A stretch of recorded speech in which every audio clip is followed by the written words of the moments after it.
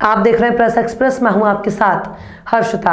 भाजपा के नेता हाजी अरफात और समाज सेवी शबनम शेख के बीच मुलाकात। इस दौरान शबनम शेख ने केंद्र सरकार के 3 तलाक कानून का समर्थन किया और कहा कि मोदी जी ने जो कानून लाया है महिलाओं के लिए वो एक अचूक कानून है।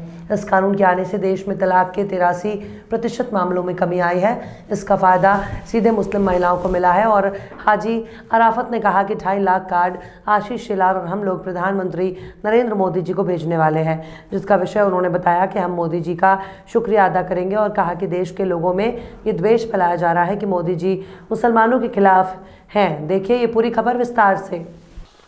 इस समय हमारे साथ में मौजूद है हाजी अरफात जी, जो कि भाजपा के कद्दावर नेता है, और मेरे साथ में शबनम शेख जी है, जो कि एक सामाजिक कार्यकर्ता है, महिलाओं की हमेशा से आवाज़ उठाती रही है। यहाँ इस समय जो ये 2 लोगों का मिलाप हुआ है उसकी वजह है मोदी जी का लाया हुआ कानून 3 तलाक बिल जो लाया गया, जिसे पास किया गया। उसके बाद में जिस तरीके से इनकी अपनी ख्वाहिश थी, जो शबनम शेख की, जब ये बिल पहली बार पारित हुआ उसके बाद में उनका स्टेटमेंट था कि ये बिल बहुत अच्छे तरीके से पारित हुआ है और इससे जो मुस्लिम महिलाएं हैं उन्हें इंसाफ मिलेगा। मैं अगर बात करूं यूनिफॉर्म सिविल कोड की, तो आने वाले समय में अनकरीब ही एक और कानून पास होने वाला है, वो है यूनिफॉर्म सिविल कोड, जिसके तहत के चाहे वो हिंदू पक्षकार हो या मुस्लिम या किसी अन्य जाति के पक्षकार हो, उन सभी को एक कानून के दायरे में आना पड़ेगा और एक ही कानून का उन्हें पालन करना पड़ेगा, जो कि भारत के संविधान में और भारत के संसद में वो कानून पास होगा। मेरे साथ में इस समय जो है हाजी अरफात जी है। हाजी अरफात जी, आज का आपके जिस तरीके से आप लोगों ने मुलाकात की, उसका खास मकसद क्या था? देखिए, खास मकसद ये है कि कोई काम अच्छा करता है तो उस अच्छे काम को सराहना चाहिए, अप्रिशिएट करना चाहिए, ना कि हमेशा कई दूसरी पार्टी के लोग मैं देखता हूँ कि हर चीज़ में तानाकुसी करते रहते हैं, गलत बातें बताते हैं। एक हिंदू और मुसलमान के अंदर एक तनाव पैदा करने के लिए हमेशा आगे बढ़े रहते हैं, लेकिन अगर अच्छी काम हुई है तो उसको हमको बताना चाहिए। मैंने पूरे महाराष्ट्र भर के अंदर, पूरे मुंबई भर में मैं और आशीष शेलार जी मिलकर 11 लाख पोस्ट कार्ड हम प्राइम मिनिस्टर नरेंद्र मोदी जी को दे रहे कि उनके अच्छे काम, thanks for Modi, guide, philosopher, miracle man of the India, मैं जिनको कहूँगा, जिनकी सोच इतनी बड़ी थी कि उन्होंने आगे का सोचा कि मैं प्राइम मिनिस्टर बनने के बाद कौन से काम करूँगा और अपने देश के प्रति, अपने देश के अंदर जितनी जातियाँ लोग रहते, हर एक का किस तरीके से मैं उनको किस तरीके से समाधान दे पाऊँगा, उनको न्याय दे पाऊँगा, देश को किस तरीके से आगे लेके जा पाऊँगा, उसके हर एक बारीक बारीक चीज़ों पे उन्होंने काम किया। उसमें से जो 2 चीज़ इतनी अहम जो मैंने जो नज़र में आई कि जब प्राइम मिनिस्टर पहली बार बने और उन्होंने पहली बार जैसे बने उन्होंने एक ऐलान किया कि मैं मुसलमान बच्चे के हाथ में, एक हाथ में कुरान और दूसरे हाथ में लैपटॉप देखना चाहता हूं, और उन्होंने बोला और कर दिखाया। जब मैं मिनिस्टर बना, जब मैंने देखा कि वो जब जीआर पड़ा, तो मैंने कहा कि जैसा उन्होंने बोला वो किया। 2.5 लाख का मदरसा फंड उन्होंने शुरू किया, हर मदरसे के लिए 2.5 लाख हर साल मिल रहे।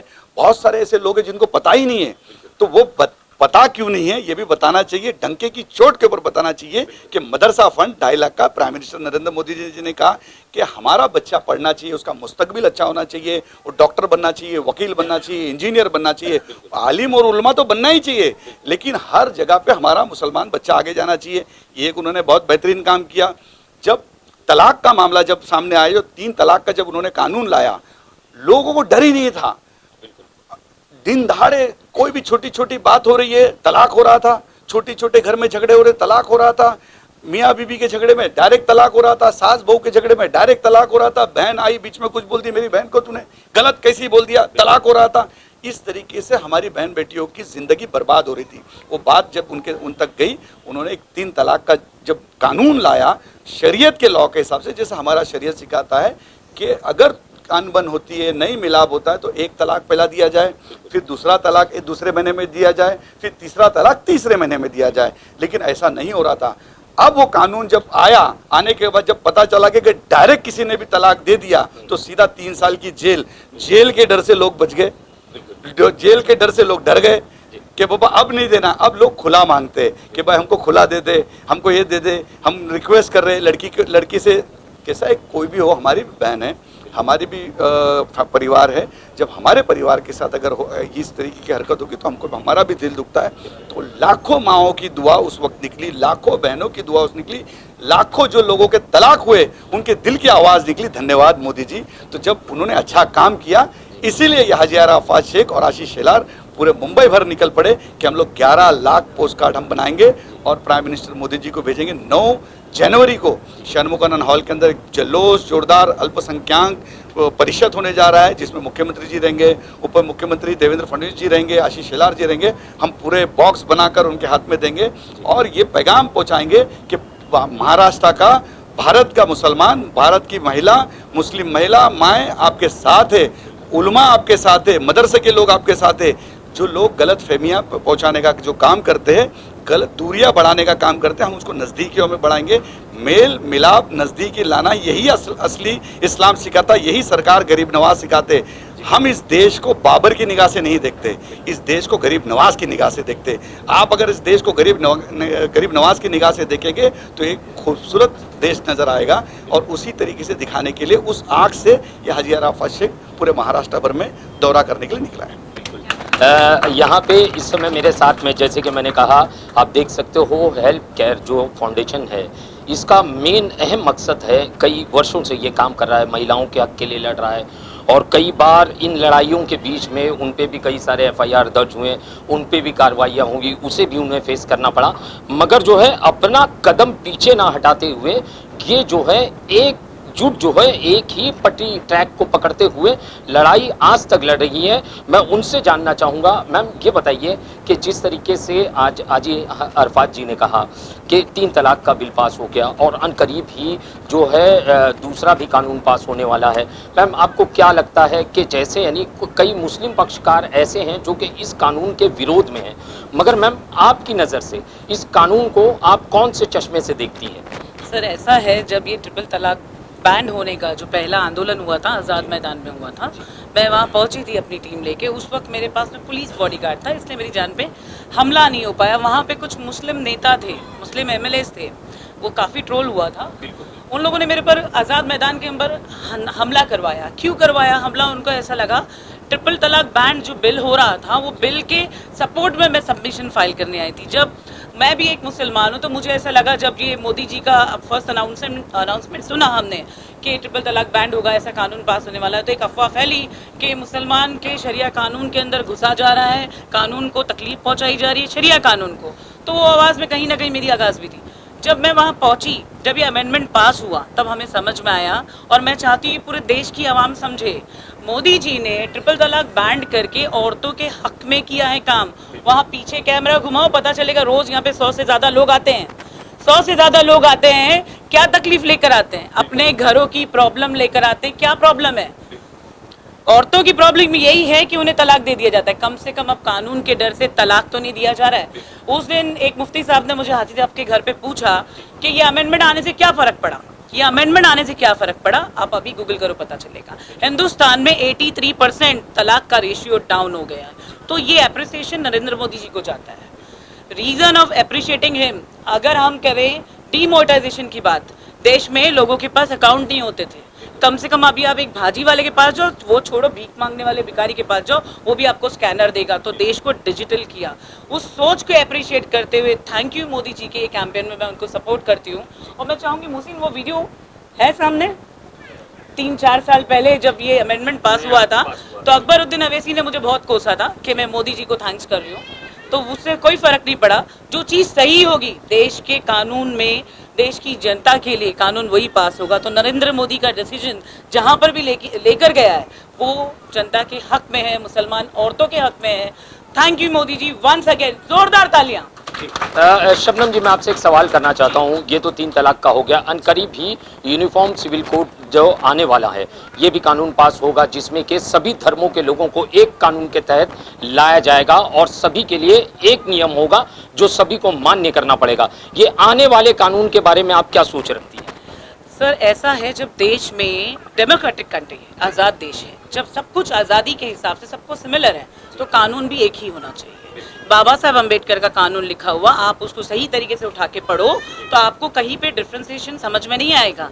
ये लोगों की अपनी मानसिकता है जो अपने समाज के कामों के और समाज के रूल्स और रेगुलेशंस को बीच में लाकर वो कानून को दखल देते हैं। तो इक्वालिटी लाना और ये सिविल कोड के लॉ को चेंज करना, I am absolutely with it. It's a correct decision basically. Ma'am एक आखिरी सवाल आपसे करना चाहूँगा। आज जिस तरीके से आपने कहा बड़ी संख्या में यहाँ महिलाएं हैं, बच्चे हैं, पीड़ित हैं, जो कि किसी न किसी कारणवश पीड़ित हुए हैं अपने परिवारजनों से, अपने जो हस्बैंड के परिवार वाले हैं उनसे। मैम मैं ये जानना चाहूँगा, जैसे पहले कई सारे मामले आपके पास आते होंगे, ये कानून आने के बाद में क्या इनमें कमियाँ आई हैं? आपने ये एक्सपीरियंस खुद किया है? जैसे अभी हाजी साहब ने कहा कि मर्द अभी तलाक देते नहीं, अब औरतों से खुला मांगते हैं। समझे, ये टेक्निकल। आप मेरे टेबल पे बुक्स पढ़ी हैं, डेली की एंट्री होती तो husband demanding divorce, he is not ready to give divorce. वो बोलता है खुला ले ले मेरे से। क्यों? जो शादी में तेरे माँ बाप ने 5 लाख खर्चा किया, 20 लाख खर्चा किया, वो भर के देने की मेरे में कैपेसिटी नहीं है।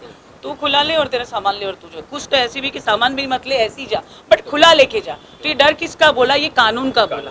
तो कहीं ना कहीं कानूनी डंडा बहुत जरूरी। तो तलाक में वो बहुत ज्यादा फर्क पड़ा है, बहुत ज्यादा। अगर आप मुझसे पूछोगे पर्सनल लेवल पे तो शायद तो मैं बोलूँगी 100% फर्क पड़ा है।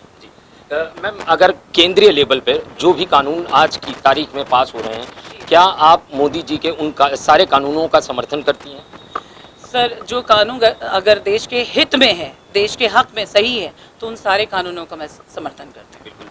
हाजी अरफात जी, एक आपसे आखिरी शब्द जानना चाहूँगा। सर, ये जो आपके यहाँ चर्चा हुई, ये सारी चीज़ें हुई, जैसा 83% पर जो है रेशियो आ चुका है, तो आने वाले समय में आपको लगता है कि ये 100 तक पहुँच जाएगा?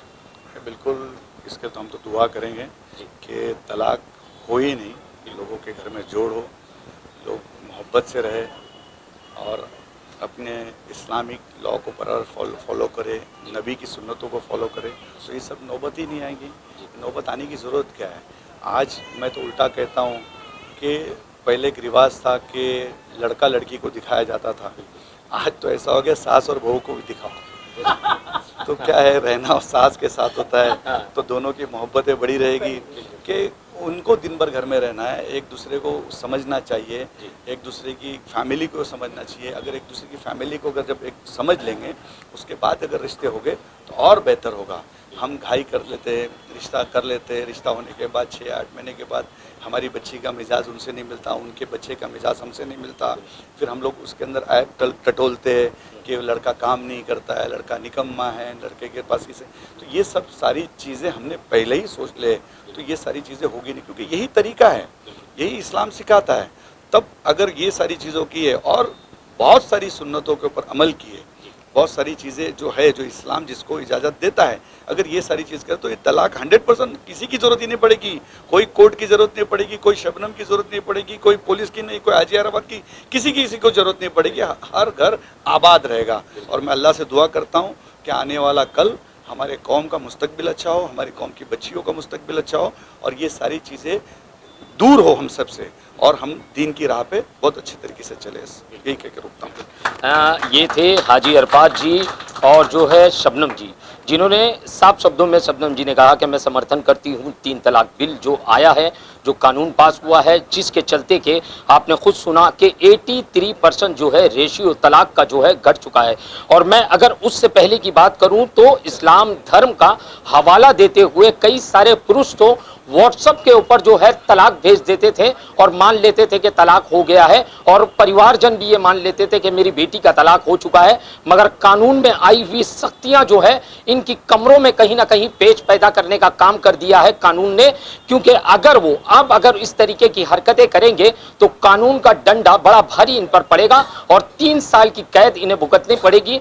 मगर इसी कानून को लेकर शुरुआत में कई किरकिरियां हुई थी, मगर आज जाके जो है कहीं ना कहीं जनता को लग रहा है कि कानून जो है हक में हुआ है, महिलाओं के हक में हुआ है और आज उसका लाभ महिलाओं को मिल रहा है। और आने वाले समय में यूनिफॉर्म सिविल कोड की अगर मैं बात करूं तो वो भी कानून उसके भी कहीं ना कहीं विरोध किए जा रहे हैं, मगर कानून आने के बाद में उसका नफा नुकसान जनता के बीच में खुद ही स्पष्ट हो जाएगा।